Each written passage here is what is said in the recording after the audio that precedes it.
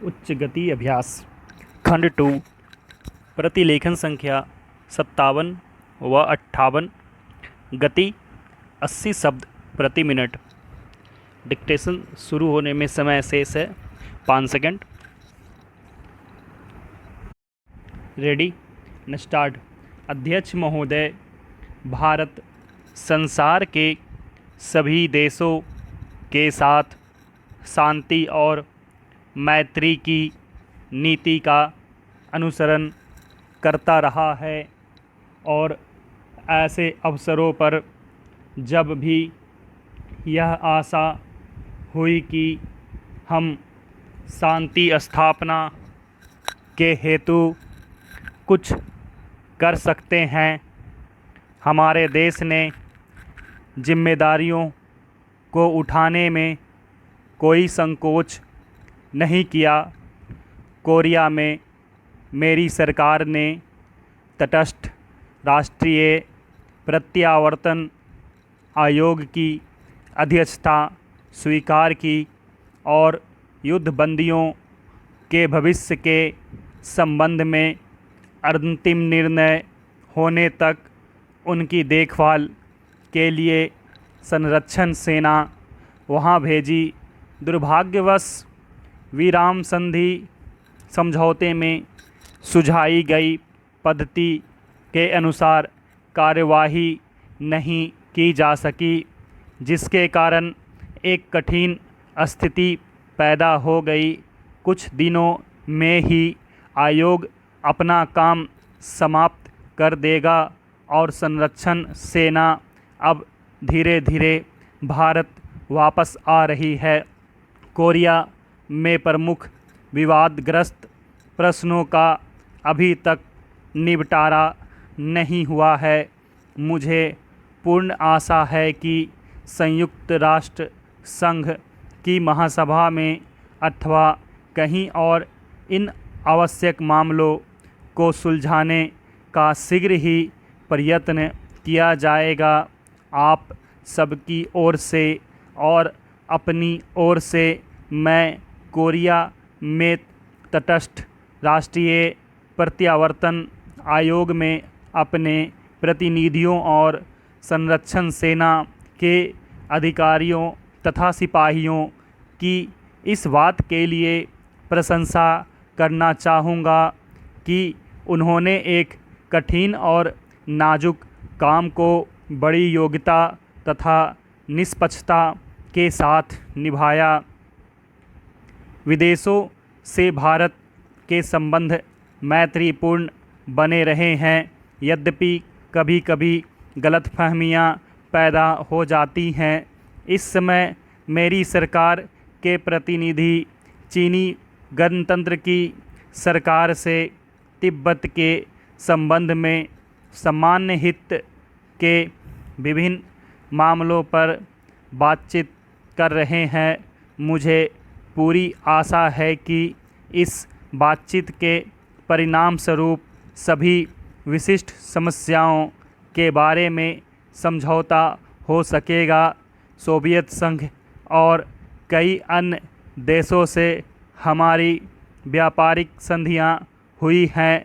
पिछले वर्ष हमारे प्रधानमंत्री पाकिस्तान के प्रधानमंत्री से मिले। ये मुलाकातें मैत्रीपूर्ण थी और इनके फलस्वरूप दोनों देशों के बीच कई एक विवादग्रस्त मामलों के बारे में जो बहुत दिनों से चले आ रहे थे, पारस्परिक सद्भावना पैदा हो सकी। इस दिशा में हम कुछ आगे बढ़े थे, पर दुर्भाग्य से कुछ ऐसी घटनाएं घटी हैं जिनके कारण प्रगति में रुकावटें पड़ रही हैं। मुझे खुशी है कि मेरी सरकार और श्रीलंका की सरकार के बीच श्रीलंका के भारतीय प्रवासियों के प्रश्न पर समझौता हो गया है। इस समझौते द्वारा उक्त समस्या का अंतिम रूप से निपटारा नहीं होता, परंतु उस दिशा में यह पहला कदम है और समस्या के हल के लिए गंभीर प्रयास है। इसलिए मैं इसका स्वागत करता हूँ।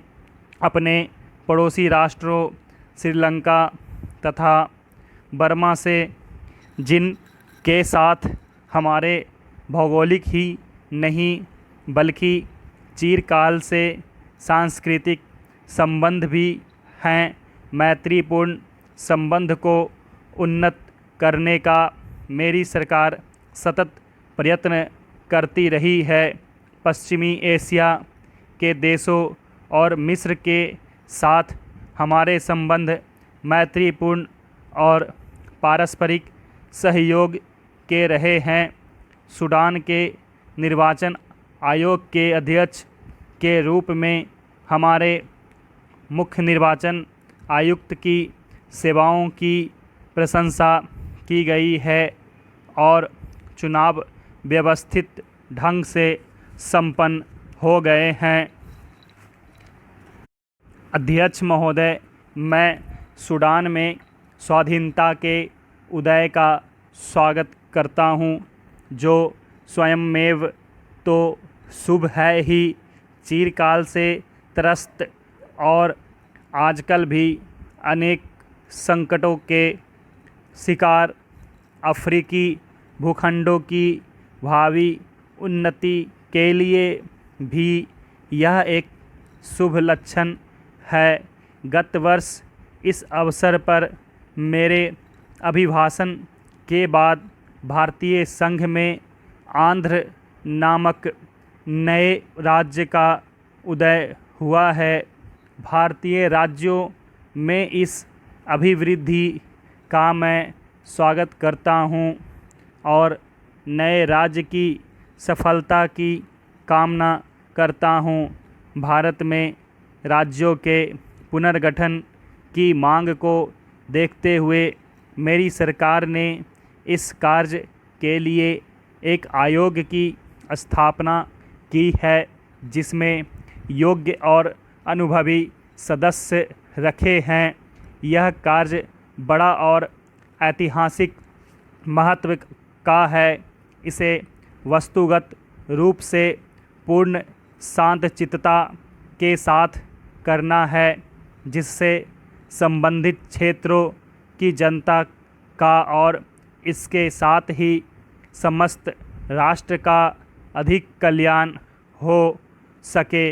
मुझे पूर्ण विश्वास है कि इस आयोग के काम में सभी लोग सद्भावना और समझदारी के साथ सहयोग देंगे।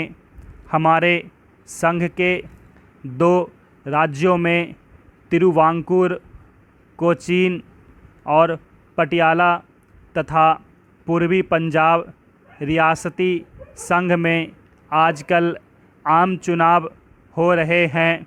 उपर्युक्त दूसरे राज्य में संविधान सुचारू रूप से नहीं चल सका और नए चुनाव होने तक प्रशासन का कार्यभार मुझे अपने अधीन लेना पड़ा। हमारी प्रथम पंचवर्षीय योजना की आधी अवधि समाप्त हो चुकी है। कुछ मामलों में प्रगति इतनी अच्छी नहीं हुई जितनी हम आशा करते थे, परंतु कुछ अन्य मामलों में महत्वपूर्ण प्रगति हुई है। सामुदायिक योजना कार्यों के कार्य में विशेष रूप से उन्नति हुई है और राष्ट्रीय विकास कार्य में भी, जिसका श्री गणेश अक्टूबर 1953 में हुआ था, संतोषजनक उन्नति हुई है। इस कार्य में जनसाधारण का योगदान बहुत उत्साहवर्धक है। इस कार्य का यह पहलू बहुत ही आशाजनक है।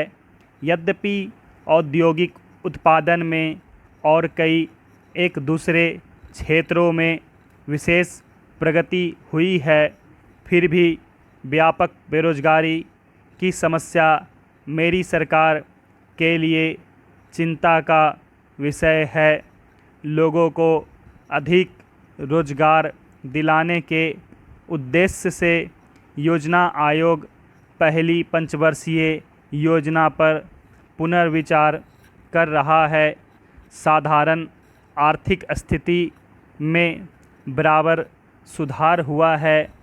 1952 से 53 में अनाजों का उत्पादन उसके एक वर्ष पहले की अपेक्षा 5 लाख टन अधिक हुआ है और इस वर्ष की स्थिति भी अच्छी है।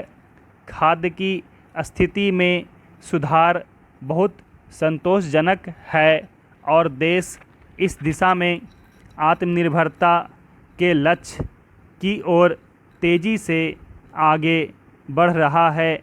औद्योगिक उत्पादन में विशेषकर सूती कपड़े, कागज़, रासायनिक पदार्थ, बाइसिकल, नमक और बहुत से इंजीनियरिंग संबंधी उद्योगों के क्षेत्र में उत्पादन काफ़ी ज़्यादा होता रहा है। औद्योगिक उत्पादन की सूचक संख्या बढ़कर 1953 में 1345 हो गई, जबकि 1952 में वह 129 पर थी। युद्ध के बाद से हमारे औद्योगिक उत्पादन का यह उच्चतम स्तर है। इस्पात उद्योग के विस्तार और इस्पात के एक नए कारखाने की स्थापना के संबंध में इस समय अंतिम कार्यवाही हो रही है। पटसन और चाय उद्योग अब अच्छी स्थिति में है। स्टॉप।